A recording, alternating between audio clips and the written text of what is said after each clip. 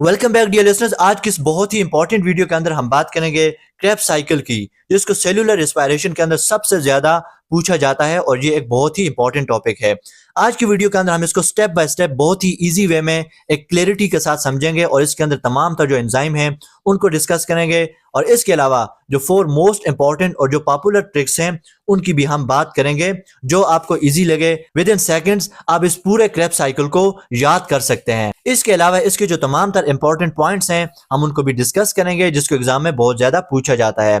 So dear listen, let's start it from the Krebs cycle. लेकिन इससे पहले अगर आप हमारे चैनल पर नए हैं तो प्लीज चैनल को सब्सक्राइब कीजिए ताकि आने वाली वीडियो के नोटिफिकेशन आप तक पहुंच पाए। सो इसके रिएक्शन को डिस्कस करने से पहले हम इसकी जो बेसिक इंफॉर्मेशन है उसको देखते हैं।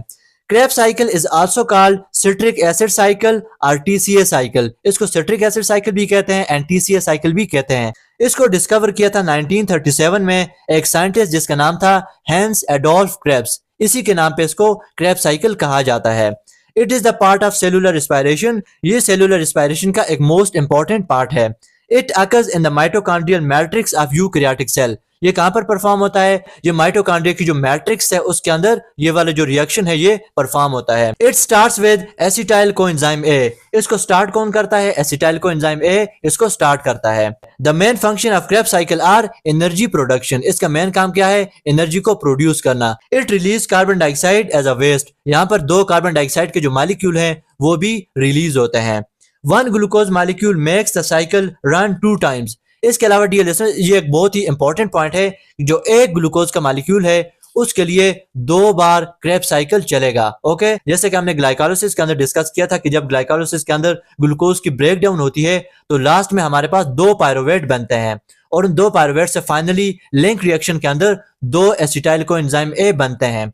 सो एक एसिटाइल कोएंजाइम ए जब यहाँ पर एंटर होगा तो ये एक बार चलेगा ये साइकिल, और जब दूसरा एंटर होगा तो 2 बार चलेगा। दैट मीन्स कि एक ग्लूकोज मॉलिक्यूल के लिए क्रेब्स साइकिल 2 बार चलता है, जो कि हम यहाँ पर डिस्कस करते हैं। It is important for ATP production through the electron transport chain. तो डियर लिसनर, यहाँ पर जो क्रेब्स साइकिल है इसके अंदर जो एनएडीएच बनेंगे, जो एफएडीएच बनेंगे, इनकी बाद में जाके इलेक्ट्रॉन ट्रांसपोर्ट चेन के अंदर इनसे क्या बनेगा? एटीपी बनेगा। ओके, ये जब ब्रेक डाउन होगी इनकी तो इनसे एटीपी बनेगा। एक एनएडीएच से हमारे पास 2.5 या 3 एटीपी बनते हैं और एक एफएडीएच से 2 एटीपी बनते हैं, जो कि हम इलेक्ट्रॉन ट्रांसपोर्ट चेन के अंदर डिस्कस करेंगे। सो फर्स्ट टाइम जब क्रेब्स साइकिल चलेगा तो हमारे पास ये वाले प्रोडक्ट बनेंगे, और जब 2 बार चलेगा एक ग्लूकोज के लिए तो इनको आप डबल कर सकते हैं। 6 एनएडीएच बन जाएंगे, 2 एफएडीएच बन जाएंगे, 2 ATP and 4 carbon dioxide release होंगे पूरा जो एक ग्लूकोज है उस मॉलिक्यूल के लिए। ओके, अब आते हैं इसके स्टेप्स की तरफ। तो यहाँ पर सबसे पहले सिंपल आप देख सकते हैं कि एसिटाइल कोएंजाइम ए यहाँ पर एंटर होता है और ये जुड़ेगा ऑक्जेलो एसीटेट के साथ।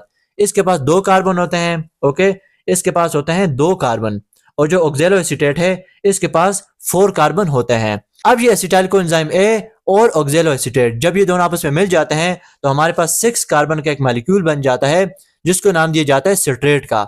और ये रिएक्शन कौन करवाता है? 8 नंबर पे। तो यहाँ पे आप देख सकते हैं कि सिट्रेट सिंथेज जो एंजाइम है वो ये वाला रिएक्शन करवाता है। सो यहाँ पर इनके जो नंबर हैं उनसे आप यहाँ पर याद रख सकते हैं कि किस स्टेप के अंदर बेसिकली कौन सा एंजाइम इन्वॉल्व है। अब ये जो सिट्रेट है डियर लिसनर्स, इससे आगे वाले स्टेप कौन से हैं? Isocitrate, alpha ketoglutarate, succinyl coenzyme A, succinate, fumarate, malate, oxaloacetate और दोबारा से फिर सिट्रेट, और इस तरह से ये पूरा का पूरा जो साइकिल है वो इस तरह से चलता है। अब इसको याद रखने के लिए क्रेब्स साइकिल के अंदर जो सबसे मुश्किल चीज है, जो सबसे कंफ्यूज करने वाली चीज है, वो इन स्टेप को याद रखना है। तो यहाँ पर आप इनके लिए जो है ये वाली ट्रिक्स यूज कर सकते हैं। मैंने आपके लिए 1-2 नहीं बल्कि 4 जो मोस्ट इंपॉर्टेंट और जो पॉपुलर ट्रिक्स हैं वो मैंने आपके लिए यहाँ पर लिखी हुई हैं।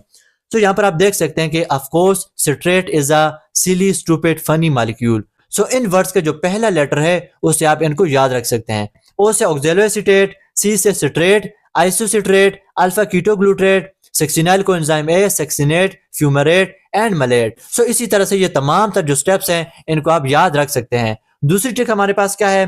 चाय इधर खाओ एंड समोसे सुबह फ्री मिलेंगे ऑनलाइन। ओके, चाय इधर खाओ एंड समोसे सुबह फ्री मिलेंगे ऑनलाइन। सो इस तरह से भी आप याद रख सकते हैं। सी से सिट्रेट, आई से isocitrate, alpha ketoglutarate, succinyl coenzyme A, succinate, fumarate, malate and oxaloacetate. So इस तरह से ये जो 4 ट्रिक्स हैं इनमें से जो आपको इजी लगे वो आप यहाँ पर इंप्लीमेंट कर सकते हैं। सो यहाँ पर जैसे सिट्रेट बना तो इसकी रीअरेंजमेंट होगी। जब इसकी रीअरेंजमेंट होगी तो इससे बनेगा आइसोसिट्रेट, और यहाँ पर कौन सा एंजाइम इन्वॉल्व है? नंबर 1 पे एकोनिटेज। एकोनिटेज एंजाइम यहाँ पर क्या करेगा? सिट्रेट को कन्वर्ट करेगा आइसोसिट्रेट के अंदर। नेक्स्ट स्टेप के अंदर क्या होगा? आइसोसिट्रेट को कन्वर्ट किया जाएगा अल्फा कीटोग्लूटेट के अंदर। Isocitrate is oxidised into alpha ketoglutarate. और सेकंड नंबर पे कौन सा एंजाइम इन्वॉल्व है? Isocitrate dehydrogenase. ओके, सो इसी नाम से आप याद रख सकते हैं, आइसोसिट्रेट डीहाइड्रोजिनेज। यहाँ पे डीहाइड्रोजिनेशन होगी आइसोसिट्रेट की। यहाँ पे हमारे पास पहला NADH बन चुका है और एक कार्बन डाइऑक्साइड का मॉलिक्यूल यहाँ से रिलीज हो जाएगा। नेक्स्ट स्टेप के अंदर क्या होगा? Alpha ketoglutarate is converted into succinyl coenzyme A। और यहाँ पर कौन सा एंजाइम काम करेगा? थर्ड नंबर पे हमारे पास आ जाता है अल्फा कीटोग्लूटेट डीहाइड्रोजिनेज। सो यहाँ पर इसी नाम से आप याद रख सकते हैं, अल्फा कीटोग्लूटेट, इसके साथ लगा लीजिएगा डीहाइड्रोजिनेज। और यहाँ पर भी क्या होता है? एक NADH बनता है। बैक टू बैक हमारे पास 2 NADH यहाँ पर बन चुके हैं और 2 कार्बन डाइऑक्साइड यहाँ से रिलीज हो चुके हैं। अब जैसे ये सक्सिनाइल कोएंजाइम A बनता है तो इसको कन्वर्ट किया जाता है सक्सिनेट के अंदर। और यहाँ पर स्टेप 4 के अंदर कौन सा एंजाइम इसको कन्वर्ट करता है? तो यहाँ पर हमारे पास है सक्सिनाइल कोएंजाइम A सिंथेज। सो ये यहाँ पर अपना फंक्शन परफॉर्म करता है और यहाँ हमारे पास एक GTP बनता है जो कि एक ATP के साथ बराबर होता है, एक ATP के इक्वल होता है। नेक्स्ट स्टेप के अंदर क्या होता है? जो सक्सिनेट है इसको कन्वर्ट किया जाता है फ्यूमरेट के अंदर। और फिफ्थ नंबर पे हमारे पास कौन सा एंजाइम है? Succinate dehydrogenase. सक्सिनेट की यहाँ पर डीहाइड्रोजिनेशन होती है।